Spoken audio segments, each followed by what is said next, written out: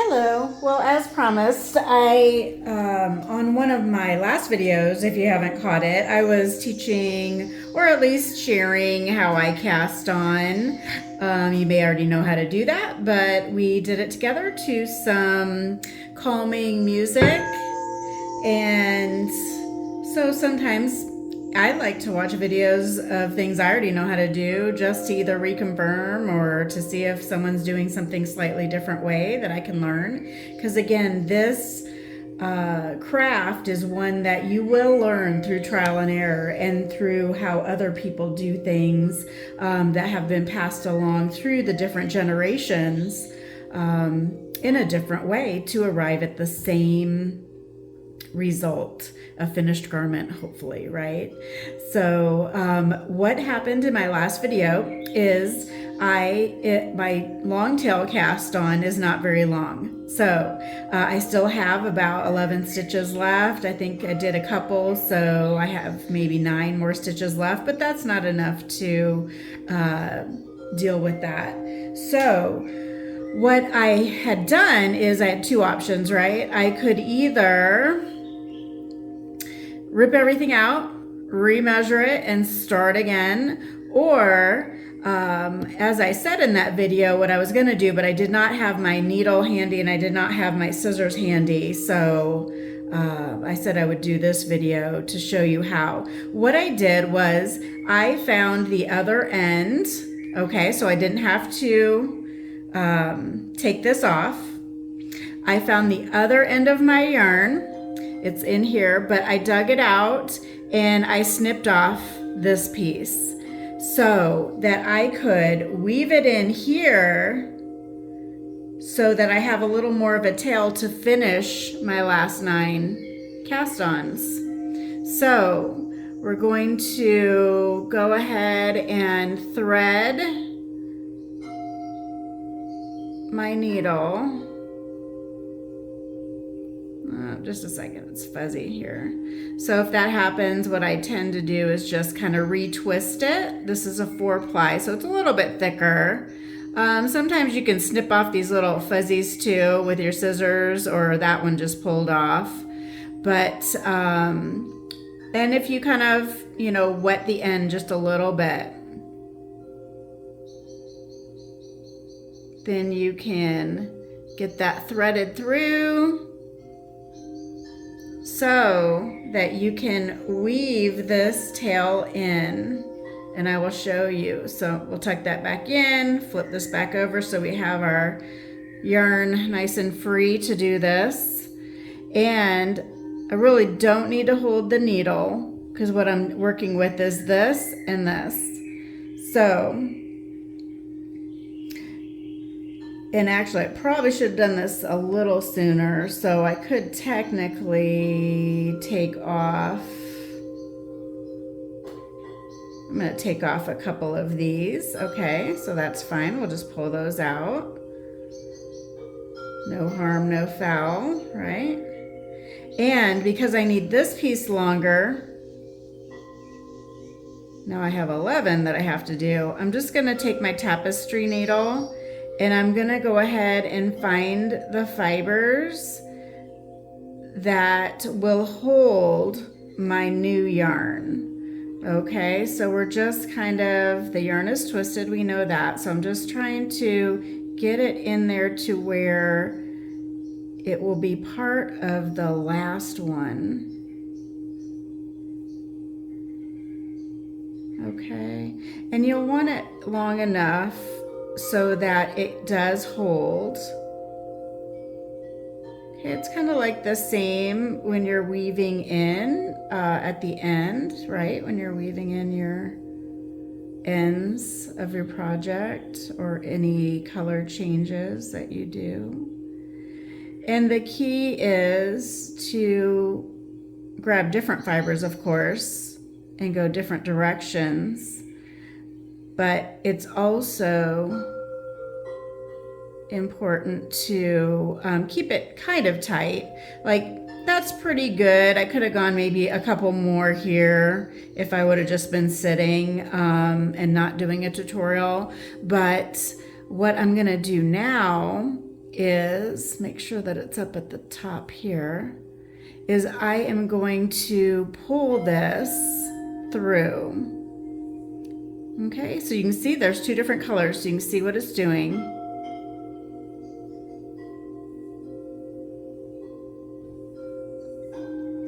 So just pulling that through. You have to hold the tail of the short one that's attached to your project and pull this on through. Okay, and what I do at this point is I try to find one part of what I put the needle through. Okay, so you have that. We can take the needle out now. And you can kind of pull it back now. Okay, so it's in there. You can see how pretty it's all twisted in there, especially with the two different colors. And we're just gonna pull it back now.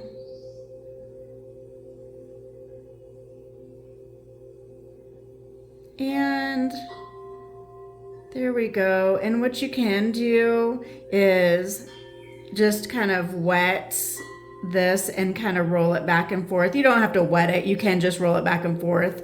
But it's kind of an old-fashioned trick to kind of wet it and roll it back and forth because the fibers then grab onto each other, right? Because like in nature, when it would rain, it would change, right? The wool.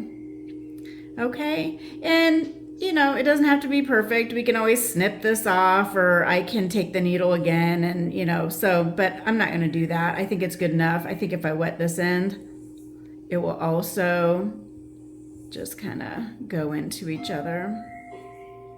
So that's what I'm choosing to do. You can tell me if you have any of your tricks from your family. If you're an experienced knitter watching this, or if you're brand new and you were like thinking you had to frog back, is what we call it, frog back your whole cast on, your 90 stitches, you didn't have to. So now look, I have so much longer. It was only this long, and to finish my last, I guess it's 11 now, but now I have this much without having to undo my project. So let's finish those last. You can count with me. We have 11, so 1, and it will be a little thicker, but you won't even notice it. 2, 3, 4, 5, 6, 7, 8, and I already showed how to do this on my last video, but I'll do it real slow again. So you go under and over and through by the thumb. That's 9. And if your yarn gets twirled up like this, then just drop it and kind of untangle it and then grab it again. Remember, you go through both and then you grab it and you open your fingers. Okay, make sure you got it through. And so what are we on, 9?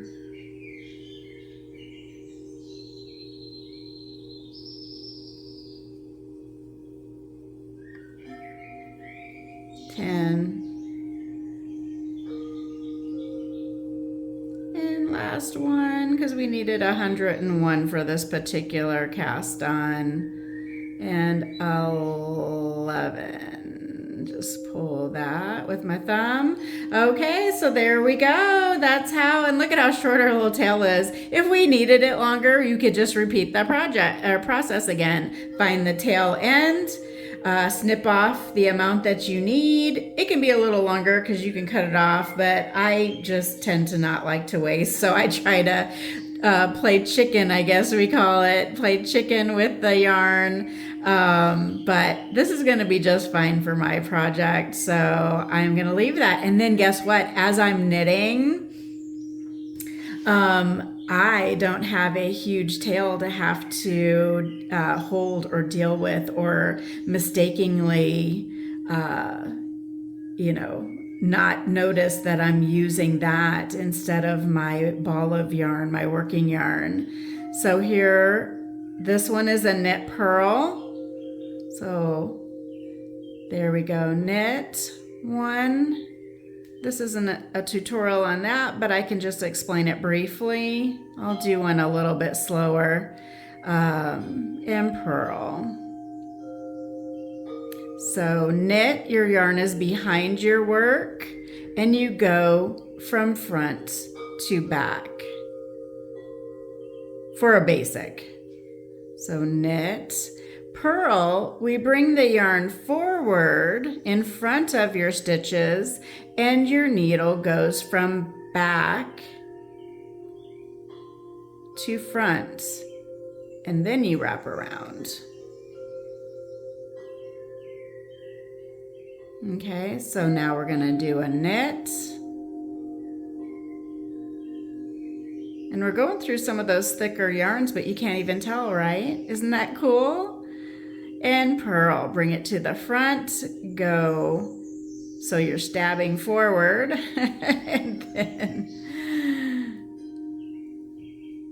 and bring it to the back, and you put it through front to back. And purl. Now there's one way that you can tell if it's a knit or a purl.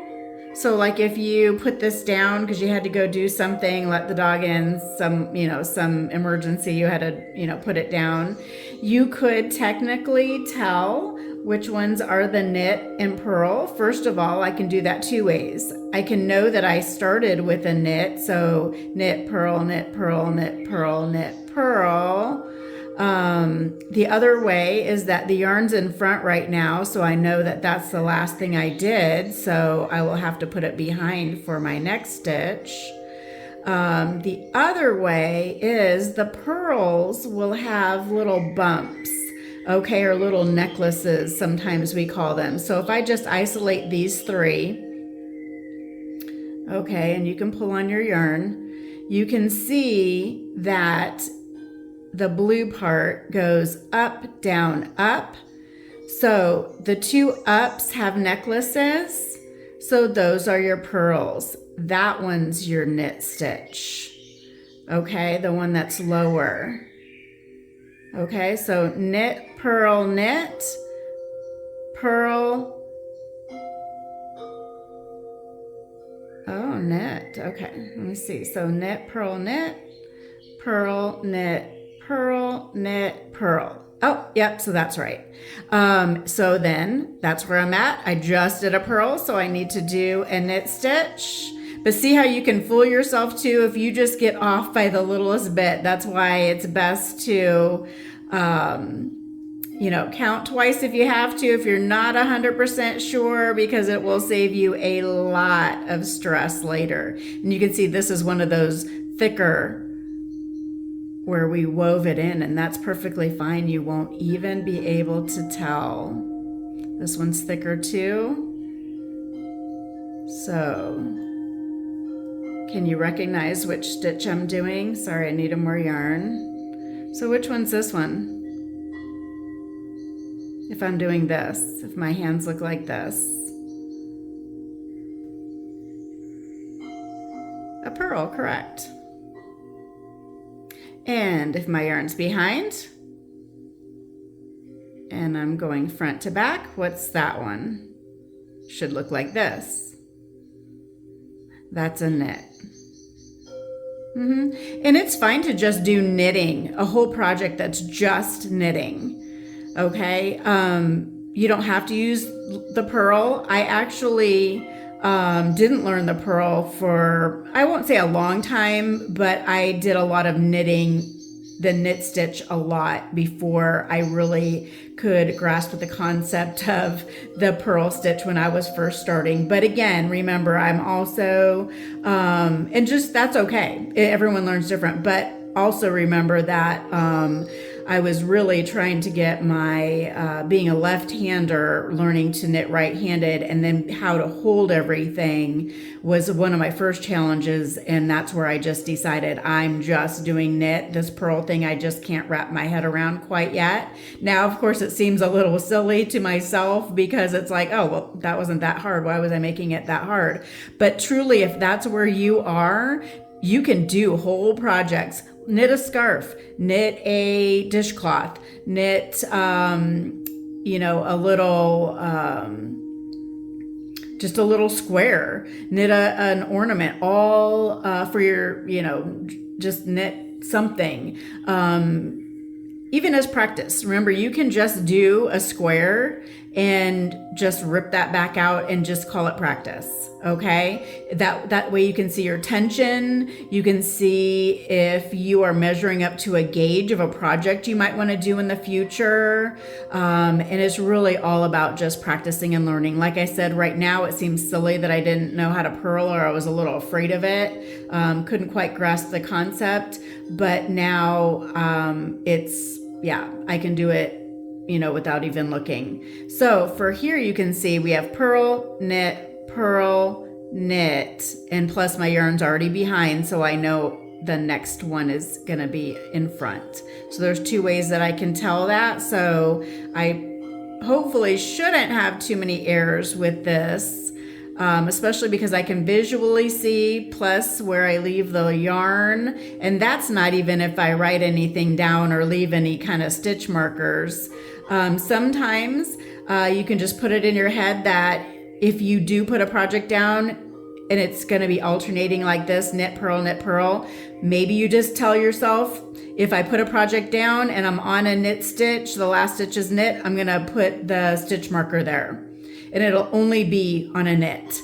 That's another way. That way, visually, when you pick it back up, you'll see the stitch marker. Oh, I know that was a knit, so now my next one's a purl. That's even if you don't even want to look at what it is.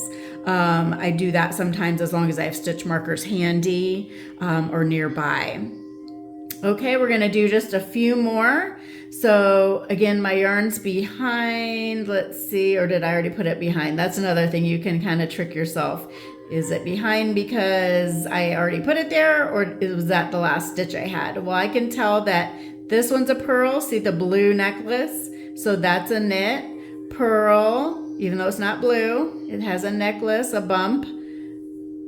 Knit, okay, and I just want to be sure. So we know since we're short enough, we can start from the beginning.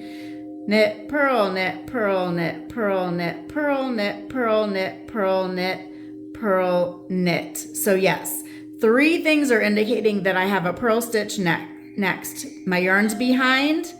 I can see that I had a purl there. So since that was a knit, my next one's a purl.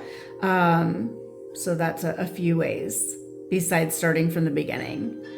Okay, so just make sure you are double and checking yourself in a couple different ways, depending on, if your yarn is more of a uniform color, maybe it's a solid color. Sometimes it may stand out even easier than when it's a multicolor like this. But in this case, that blue really showed. But if your colors are closer together, like I'll show you, like this is, kind of the same. The necklaces might stand out a little bit better than with this one, and that's okay. Actually, these colors look well together, don't they? Let's just see here. Oh yeah, that would look good there.